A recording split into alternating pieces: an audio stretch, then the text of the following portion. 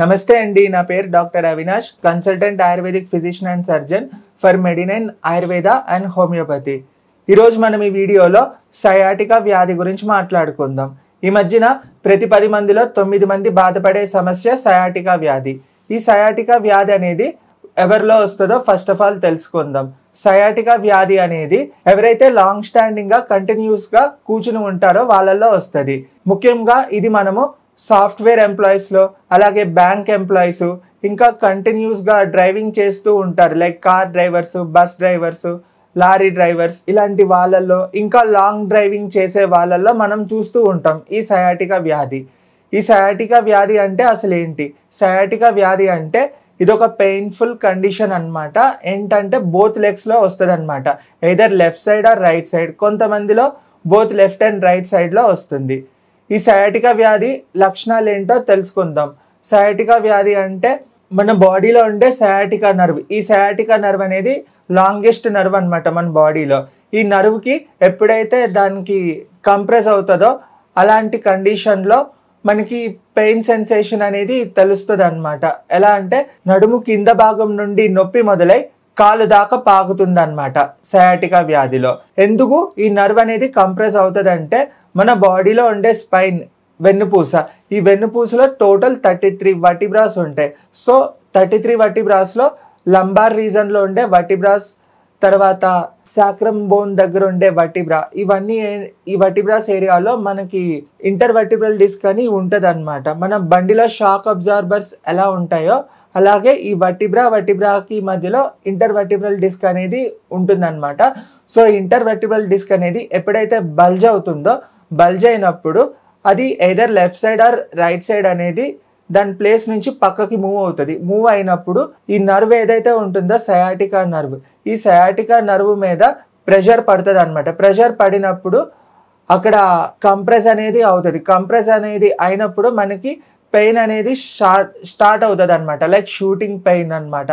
ఇంకా మనకి నంబ్నెస్ రావటం, లేకపోతే సూదితో గుచ్చినట్టు అనిపించటం, ఇలాంటివన్నీ మనం చూస్తూ ఉంటాం అన్నమాట. సేమ్ ఈ సయాటికా వ్యాధి మన ఆయుర్వేదాలో కొన్ని వేల సంవత్సరాల కిందటే ఎక్స్ప్లెయిన్ చేశారనమాట. ఈ సయాటికా కంప్లైంట్ ని ఆయుర్వేదాలో గ్రిద్రసి అని చెప్పి పిలుస్తారు. గ్రిద్రసి అంటే ఆ పేషెంట్ ఎవరైతే సయాటికాతో బాధపడతారో వాళ్ళు అచ్చం వల్చర్ వాక్ లాగా ఉంటుందన్నమాట. ఈ పేషెంట్కి ఉన్న ఈ లెగ్స్ ఏదైతే ఉంటాయో అది మొత్తం టెన్స్గా ఉంటుంది, తర్వాత కర్వ్ అయిపోయి ఉంటుందన్నమాట.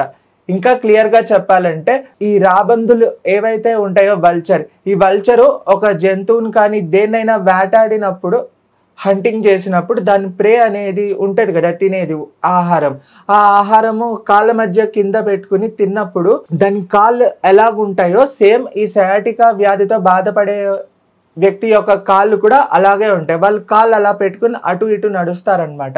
దీన్నే గ్రిద్రసి అని చెప్పి మన ఆయుర్వేదాలో పిలుస్తారు. సేమ్ ఈ గ్రిద్రసి వచ్చేసేటప్పటికి 2 టైప్స్ అనమాట ఆయుర్వేదాలో, వాతజ గ్రిద్రసి అండ్ వాత కఫజ గ్రిద్రసి అనమాట.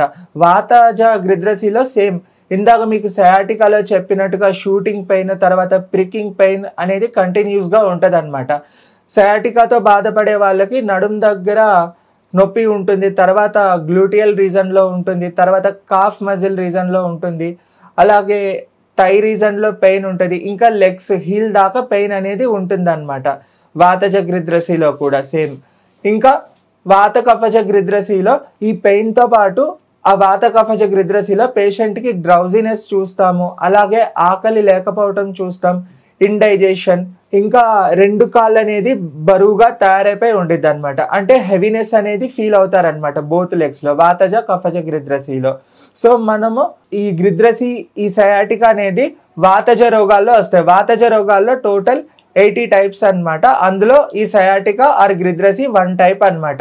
ఎటువంటి ఆహారం తీసుకుంటే సయాటికా లేదా ఈ గ్రిద్రసి వస్తుందంటే ముఖ్యంగా శనగపప్పు, తర్వాత బఠానీ, తర్వాత ఎర్రకంది పప్పు, ఇంకా ఎవరైతే బాగా విపరీతంగా పంజెంట్ ఫుడ్స్ అంటే కారం ఫుడ్, తర్వాత చేదు ఆహారం, ఇలాంటి ఆహారం తీసుకున్న వ్యక్తులకి డ్రై ఫుడ్స్, తర్వాత కోల్డ్ ఐటమ్స్, లాంగ్ స్టాండింగ్ గా నుంచోవటం, లేదు అంటే కనుక ఎక్కువగా ఎవరైతే దూర ప్రాంతాలు నడుస్తారో ఇలాంటి వాళ్ళల్లో మనము సయాటికా చూడొచ్చు అనమాట.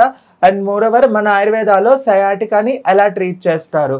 మన ఆయుర్వేదాలో ఫస్ట్ ఆఫ్ ఆల్ అభ్యంగనం, తర్వాత స్వేదన కర్మ. అభ్యంగన అంటే బాడీ మసాజ్, స్వేదన అంటే సూడేషన్ థెరపీ, ఇంకా పత్రపిండ స్వేదం. ఈ పత్రపిండ స్వేదాన్ని ఏలకిడి అని పిలుస్తారు. ఇంకా మృదు విరేచన, ఇంకా రక్తమోక్షణ, ఇలాంటి వాటితో మన ఆయుర్వేదాలో సయాటికా ఆర్ గ్రిద్రెసీని ట్రీట్ చేస్తారు. ఇంకా అధిక వివరాలు తెలుసుకోవడానికి మా మెడినైన్ ఆయుర్వేద హోమియోపతిని కన్సల్ట్ చేయొచ్చు. Thank you.